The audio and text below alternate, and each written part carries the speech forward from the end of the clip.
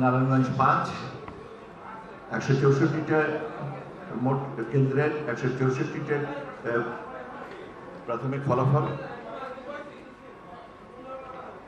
জনাব আবু নাঈম খান বিপ্লব বাংলাদেশের সমাজতান্ত্রিক দল মই প্রতীকে 370 ভোট। জনাব আবুল কালাম বাংলাদেশ জাতীয়তাবাদী দল ধানের শীষ প্রতীকে পেয়েছেন 1,14,799 ভোট। জনাব এইচ.এম. আমজাদ হোসেন মোল্লা বাংলাদেশ সাংস্কৃতিক মুক্তিজোট ছড়ি প্রতীকে পেয়েছেন 242 ভোট।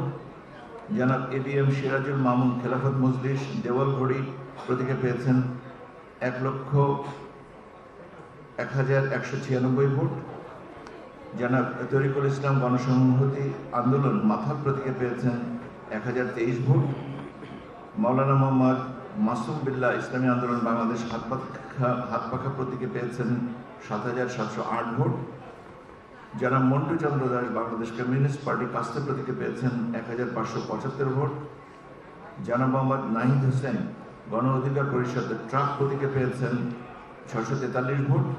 জনাব মোহাম্মদ মকসুদ হোসেন স্বতন্ত্র প্রার্থী ফুটবল প্রতীকে পেয়েছেন 34,151 ভোট এবং সৈয়দ বাহাদুর শাহ মুজাদ্দেদি ইসলামী ফ্রন্ট বাংলাদেশ চেয়ার প্রতীকে পেয়েছেন 4,650 ভোট।